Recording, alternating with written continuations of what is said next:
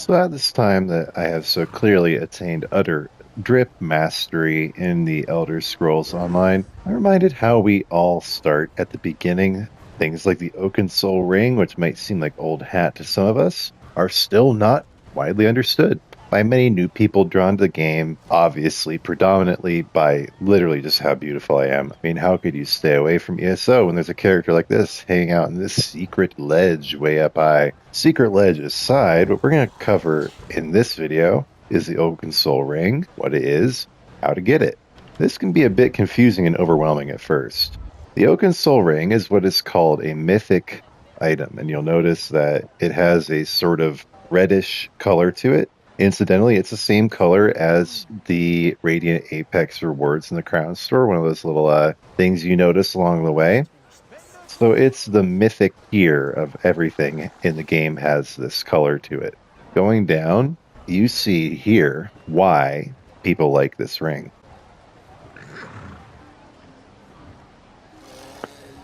So take a look at all that.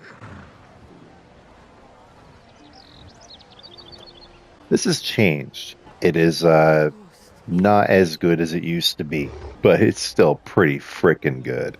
And they added things to it based on community feedback that made it even better in some ways. So you'll see that when you have the Oakensoul equipped, you gain access to basically every minor and major buff in the game. Now, not every single one, but most of the relevant ones, and then you can fill in the last few with other skills or items. Now, the obvious and clear drawback is you cannot switch between your bars, which honestly to some people is a drawback, but to me is just a hallelujah moment. I don't like bar switching.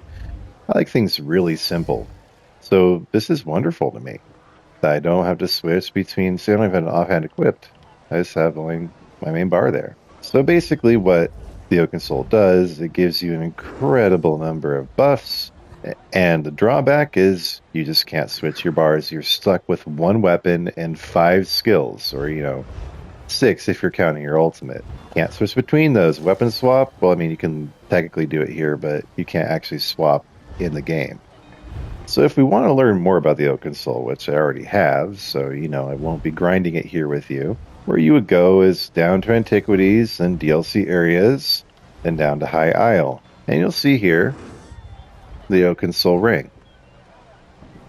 And you can learn about each of the fragments that you will need to put this ring together. Now, it's worth touching on what a mythic is while we're at it, and how it's different from every other type of item in ESO. Whether it's common, rare, extraordinary, supercalifragilisticexpialidocious, or whatever, you can farm it, you can craft it, you can create it. This is tied to the Antiquities system, so if you're not ESO Plus or you don't have the Greymoor chapter, you cannot do any of this. That is worth pointing out. And you'll also need the High Isle chapter. And I don't know, I forget if there are any other DLC areas you have to have access to get these fragments of this mythic. I don't believe so. I think the rest of it is in vanilla or base game areas. But you do have to have access to both of those things, so even if it's only while you're getting all this together for the Oakensoul, I'd recommend just getting ESO Plus, especially as a new player. You're probably not going to have these DLCs unlocked, and it's worth getting ESO Plus at least for a while so you can get your free crowns and kind of figure out what it's all about, compare it to having the game without it. Sometimes I have ESO Plus, sometimes I don't. I usually get the year subscription when I do, so then it keeps going for a while, and then I can have a while without it. In any case, the next stage here is we're going to look at each of these fragments of the Oakensoul. I'm going to run through it like I'm getting it with you. Now, to get all this information, I am going to be using UESP, which is my preferred source of information for ESO. Instead of going through it in the order they have in UESP, I'm going to go through it in the order that it is here in the Antiquities section of the journal. So the Petrified Oak Loop is actually one of the ones that people find to be the most difficult. To get this one, you will need to open Safeboxes or Thieves Troves in Murkmire. So that is another DLC area. So I stand corrected. There is another DLC area you need to go to. So there's a method to this. Going over to Murkmire, that's Blackwood. Where's Murkmire? Here it is, Murkmire. And you're going to want to go to the town of, not Deadwater Village, but Lil Moth.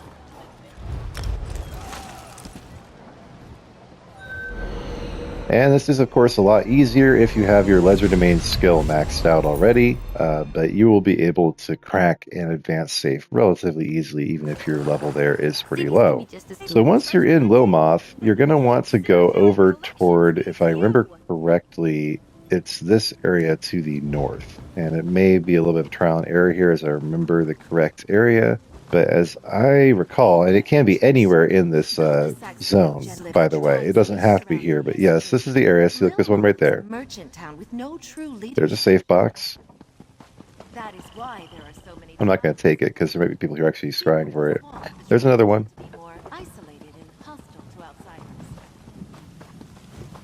I don't see a third right now, but sometimes there are 3 here, or sometimes there's 0, sometimes there's 1. What we need to do is open those until you get the lead. And so this can be tedious or it can be quick. For some people it's very quick, for some people it takes them a long time. That's all there is to it. Again, just recapping briefly this stage, you're going to want to go to Murkmire, which is a DLC zone. So you're going to have ESO Plus, most likely. Then you want to go to the town of Lilmoth, which is down to the southeast over there. And I believe you start somewhere around here, so I can't remember where you start when you first come here. So it might be this city. This might be the starter city, or you might have to travel here. I can't remember exactly. But in any case, we're just going to assume, as I have, that I've come here and I've opened safe boxes and I've gotten the lead. One thing you can do is not take everything out. You can set your... Please be quiet, Cyrodiil Collections person. You can not auto-loot. You can turn that setting off while you're doing this, so that the safe box is left behind so that other people can use it. So the next piece in the journal, now that we have, quote-unquote, gotten that one, is going to be Larimar Gems. Now, this one is just from a particular world boss in Stormhaven, which is not a DLC zone. It is just part of the base game. You'll find Stormhaven here in the south section of the Daggerfall Covenant area, and Titanclaw is on this little island over here, and it's listed as Mudcrab Beach on the map. So the Bonesnap Ruins Way Shrine is usually the best place to go. And then it's a reasonably short ride down to this world boss. There will be some swimming, but don't worry, there won't be any slaughterfish involved. You'll just go and swim out to this little island.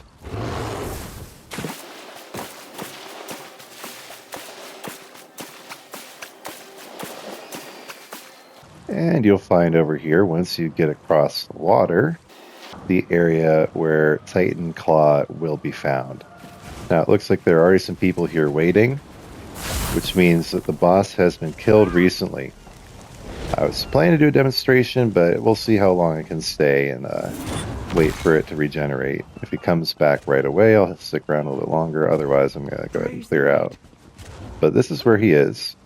And he's a giant mudcrab. He's a reasonably easy world boss. Nothing too tricky. And especially if you have a few people here with you, you shouldn't have any trouble killing him. The issue for some people is that it takes many, many, many times of killing him. And it is all entirely RNG, so you may be here for a while, waiting the about 5-minute interval for him to respawn, and then killing him again, hoping to get the lead. And of course, once you have these leads, it's worth mentioning that you have to go to the Antiquities menu, go to Scribble, go to current zone or all active leads, depending where you are, and then search out the ones that have to do with the Oakensoul. And then you have to scry them and go hunt them down and dig them up. The whole process that usually happens with Antiquities. But, since this guy isn't showing up, I'm going to move on to the next one, which is going to be the stone Shank Frame. And this is just from ore veins. Oh, there he is. Alright, I'll show you, I'll be able to demonstrate here how beastly or not beastly this guy actually is.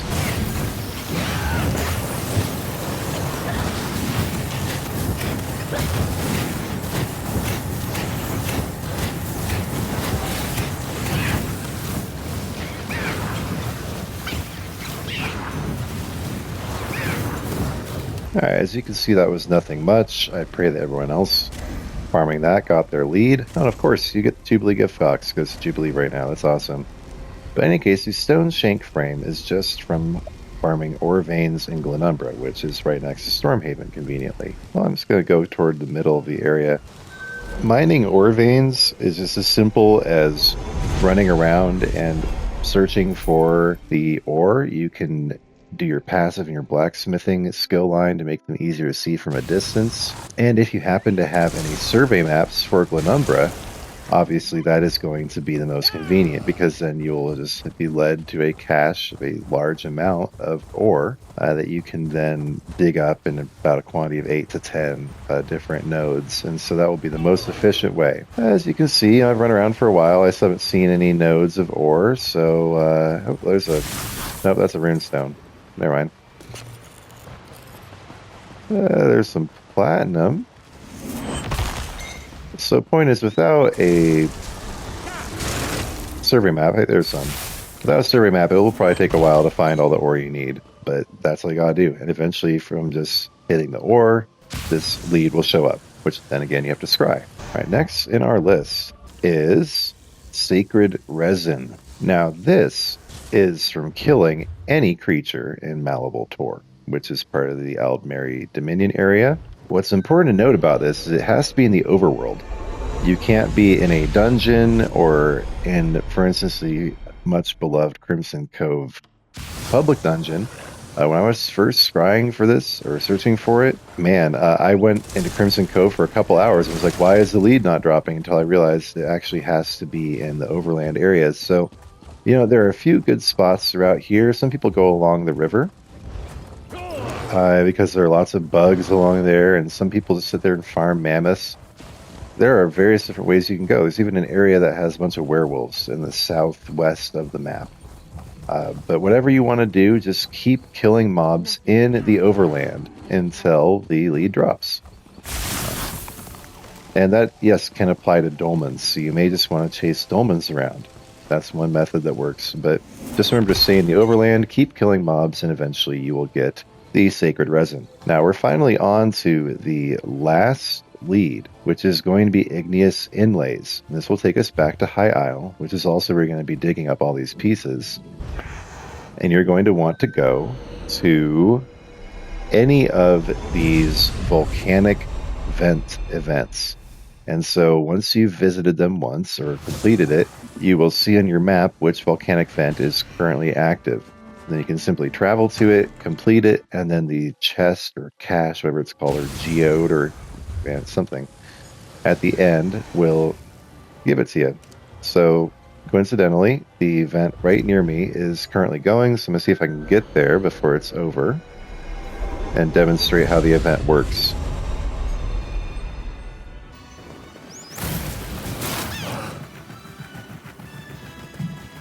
It's usually visible by a storm in the sky, but it can take a while to see it. It's not like the anchors. Yeah, you can see there's smoke. There's a plume of smoke that indicates that it's currently underway. And if you've ever done dolmens, it's a very similar concept. You're with a usually pretty large group of people going around and helping this screeching druid woman do something important that I don't quite understand. Now, let me seal this. And then she says, let me seal this, and it's like totally a red flag. Like, here comes the boss, obviously. And compared to dolmen bosses, this guy is obviously a lot stronger, but still, it doesn't take that long with everybody all together working. But you can get killed. It's pretty intense. But anyway, it's from these caches that appear that you can get this lead. For me, it was the first one both times I did it. Great work. But questions still remain. I shall return. So you smack the cache, and you know, oh, hey, look, actually, I got it. That's funny. I guess I can scry that again if I want to get another Oakensoul. But hey, that actually is the perfect transition to talking about what to do if you want another one of these. Because at this point, you've gotten all the leads, ostensibly, right? And you have now crafted your first Oakensoul. I'm going to be polite to my guild leader and not just jump into his house right now, and instead I'll go to the outfit station, or, you know, the transmutation station in Clockwork City. For only 25 transmute crystals, you can reconstruct the Oakensoul in whatever trait you've researched. You can make them for each character you want. You can recreate it with a different trait. I'll just show you the basic process. So just once you've created it once you've dug up all the leads, once you've put them all together, once you've dug up all the different fragments, it automatically assembles and will be in your inventory. That was something that I was confused about at first too, but you just have to dig them all up and then it will be there. So you go to reconstruct at the transmutation station, miscellaneous, then antiquities. And as you can see, the Oakensoul is there, and I can reconstruct it for 25 crystals if I had 25. I've been working on something else, so I don't have any. I can't actually do that, but that's how you would do it. And then, as with other things at the transmutation station, you can choose the trait as long as you have unlocked it. This is kind of a nice place to leave things. I like the vibe in this particular artisan station. I hope that answers the basic question of what the Oakensoul Ring is and how to get it. Some people get it in about an hour. If you're really, really fast and really, really lucky, you can get it in about that time. Other people, I'd say the average is about 2 to 3 hours. Some people put in about 8 to 9 hours of gameplay before they get it, but that's pretty unlucky. You can about estimate that it'll take you about 3, maybe 4 hours to get this ring maximum. And once you do, I mean, a whole level of gameplay is unlocked that wasn't there before. If you've caught up or followed the development of this game, the Oakensoul was created actually as an accessibility feature to make it so that people could stop mashing buttons and switching between their bars. It came out at the same time, or close to the same time, that another feature came out that extended the duration of damage over time and other duration effects. So this is part of an overall effort of the game designers to make the game more accessible, to not have to be putting up buffs all the time because they're provided to you passively by the Oakensoul. And you don't have to switch between bars because you're literally stuck from doing that. So some people say the Oakensoul works best with Werewolf because you're already basically switching to a different bar with Werewolf anyway. And that's true, but it works well with literally anything. The overall aesthetic, the vibe, is obviously tuned toward Werewolf, and it is like an ideal Werewolf item. But as you can see, I'm a vampire, and I'm enjoying the benefits of Oakensoul just as much. So if you have any more questions about Oakensoul, any other mythic item in the game, or any other ESO questions, I hope you'll find that I am very receptive to those, and that is my overall goal here, is to be as heroic as my character just was, throwing his dang hands up in the air and helping people with questions they may have. Questions, comments, please leave it, and I appreciate you watching. If you want to support me even further, a like and a subscribe would not go amiss. Thank you so much for supporting me and my channel as I continue to grow.